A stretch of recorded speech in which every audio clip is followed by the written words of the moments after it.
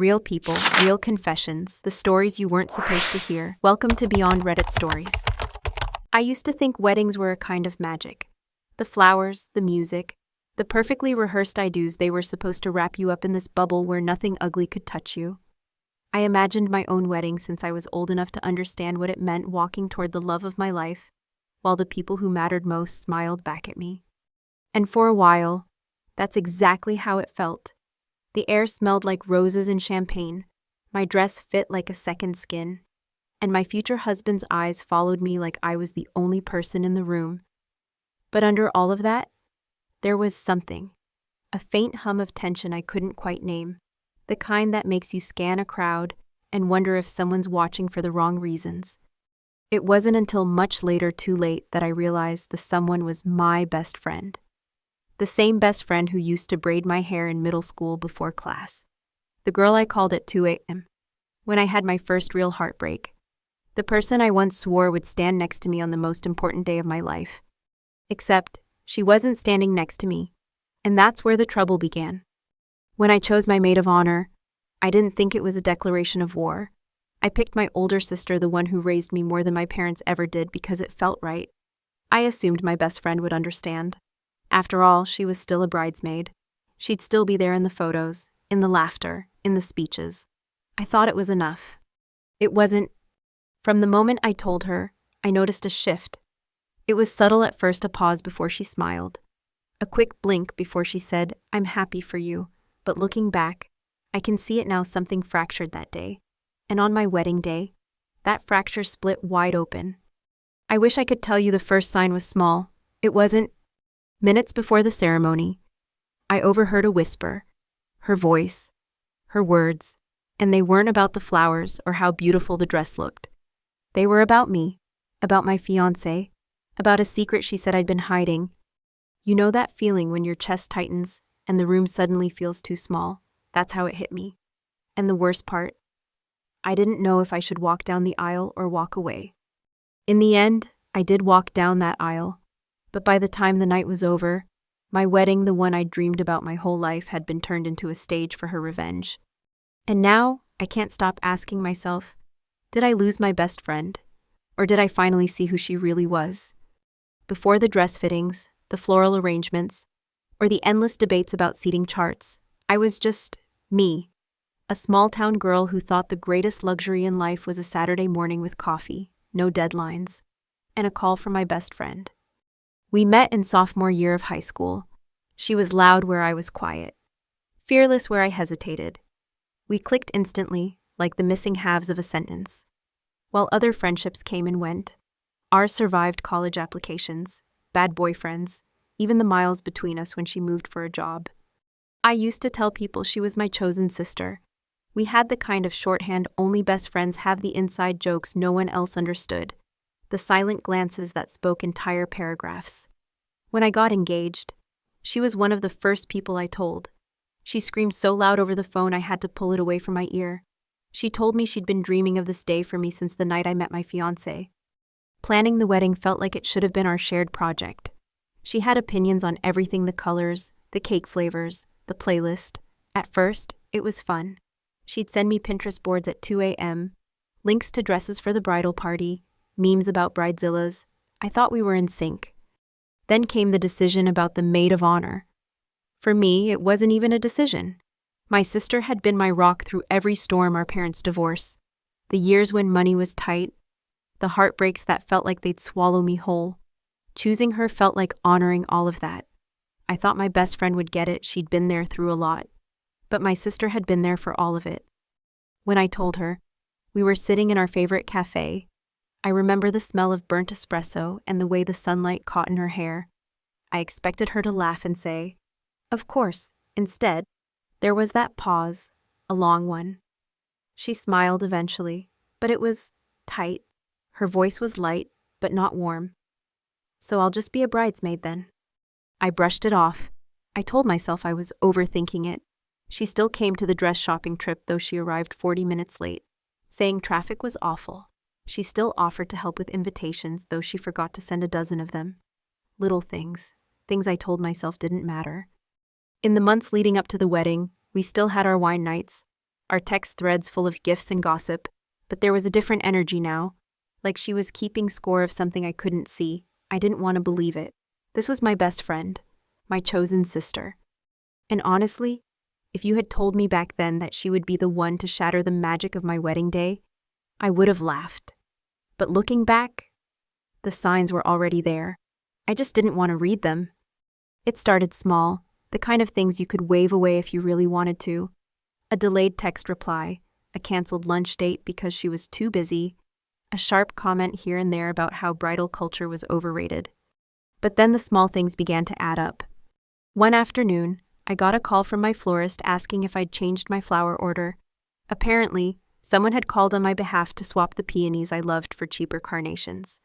The florist said it was my friend who'd made the change. She even gave her name. When I confronted her, she laughed like it was a harmless prank. "Relax," she said. "I just thought it'd save you money." That same week, I heard from a mutual friend that she'd been telling people my fiancé and I had rushed into marriage because I might be pregnant. I wasn't, and she knew that. When I called her out, she swore she'd never said it, but the friend who told me had screenshots of the messages.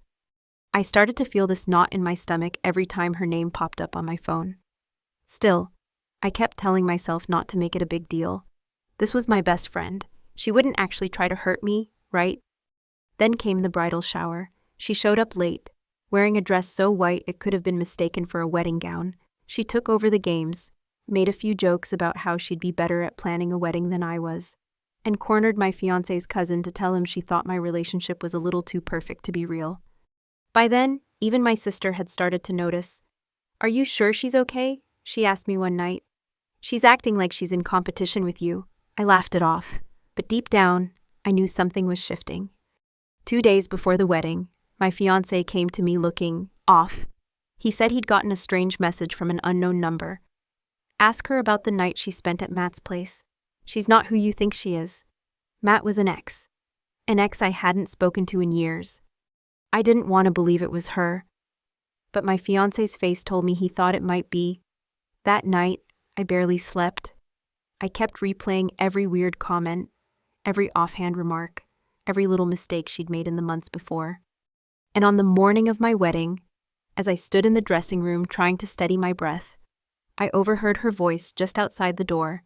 She was talking to one of my guests, telling them how she couldn't believe I hadn't told my fiancé about the real reason I broke up with Matt. The real reason? She was making one up right there. It hit me in waves: the flower stunt, the rumors, the white dress at my shower, the message to my fiancé. It was all her, every piece of it. She wasn't just bitter, she wasn't just hurt. She was trying to ruin me. And the worst part? I still had to walk out there and face her, with a smile. The ceremony started like a scene from the movie's soft music. Sunlight spilling through the windows, the murmur of guests settling into their seats. I kept telling myself, just get through this. Focus on him. Focus on the vows. But she was everywhere, standing among my bridesmaids, smiling a little too sweetly, her eyes scanning the crowd like she was hunting for her next audience. I remember locking eyes with her for a split second during the vows. Her smile didn't reach her eyes. It was the kind of look that said, "I know something you don't." Except I did know. I knew exactly what she'd been doing, and the knowledge burned through me like acid. I made it through the ceremony. I even managed to smile for the photos. But at the reception, things started to unravel. It began with the seating chart. Somehow, 2 of my fiancé's more conservative relatives ended up seated next to a couple who had a very open-minded view of relationships. It wasn't a disaster, but it was awkward enough to raise eyebrows. The chart had been switched. The handwriting on the updated version was hers. Then came the speeches.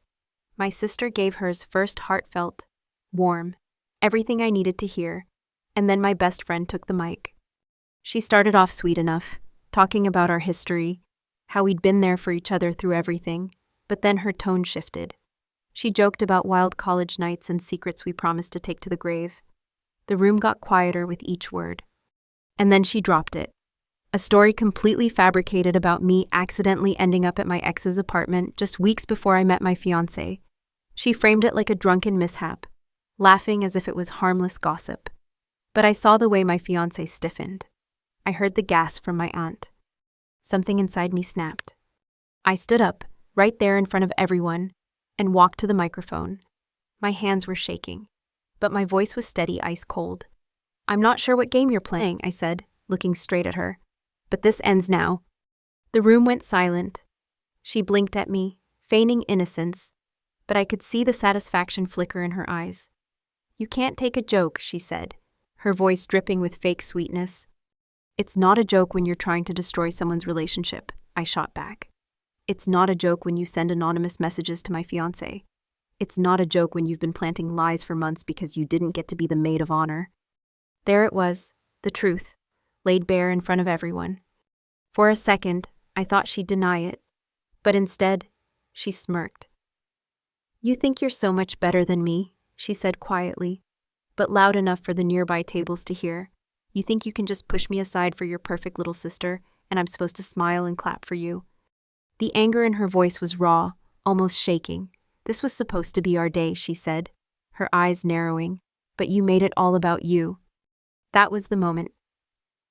I realized it wasn't just about the maid of honor. It was years of resentment, jealousy she'd never said out loud. I'd been blind to it, too wrapped up in the idea of our friendship to see what was festering underneath. I could have screamed. I could have told her to leave, but instead, I handed the mic back to the DJ, turned my back on her, and went straight to my husband. She left the reception on her own. No dramatic storm out, no tears, just a quiet, deliberate exit, like she'd already done what she came to do. And maybe she had. The weeks after the wedding were complicated. There were phone calls I didn't answer, mutual friends who tried to mediate, and a flood of social media whispers. Part of me wanted to defend myself to everyone, to make sure the truth was out there. But another part of me realized I didn't owe anyone that. The people who mattered, my husband, my family, my real friends, they already knew the truth. They saw what happened. They saw who she really was. And that was enough. It wasn't easy to let go. For years, she had been my person, the one I called first with good news or bad news. I thought losing her would feel like losing a part of myself. But here's the thing, you can't lose something that was never truly yours. What I gained instead was clarity. Clarity about boundaries, about the danger of ignoring red flags because you don't want to admit that someone you love is capable of hurting you, about the fact that loyalty doesn't mean sacrificing your peace for someone else's comfort. Standing there on my wedding day, choosing not to let her steal another moment from me, that was my win. Not because I beat her, but because I chose myself. I chose my future. I chose to start my marriage from a place of honesty, not damage control. If there's one thing I'd tell anyone listening, it's this: friendships, like love, should make you feel safe. And if someone shows you they're willing to burn it all down just to get their way, believe them the first time. And maybe, just maybe, walking away isn't the end of the story. Maybe it's the beginning of the part where you finally learn what you're worth. So, that's my story. It's not the fairy tale I imagined when I first got engaged. But in a strange way, it's still a happy ending, just a different kind. Now, I'm curious, if you were in my shoes, what would you have done? Would you have confronted her sooner, tried to fix things, or walked away just like I did? I know friendships can be as messy, heartbreaking, and complicated as any romantic relationship. And I'm willing to bet some of you listening right now have been through something just as messy, maybe even worse. If you feel like sharing, tell me in the comments. You don't have to name names, but I'd love to hear your story, because the more we talk about this, the more we realize we're not alone in it. And if you want to hear more real stories like this, the ones that aren't picture perfect, but are absolutely real, make sure you subscribe. Hit that like button, and share this with someone who might need to hear it. Because at the end of the day, these conversations matter. And who knows, maybe your story will be the one someone else needs to hear next.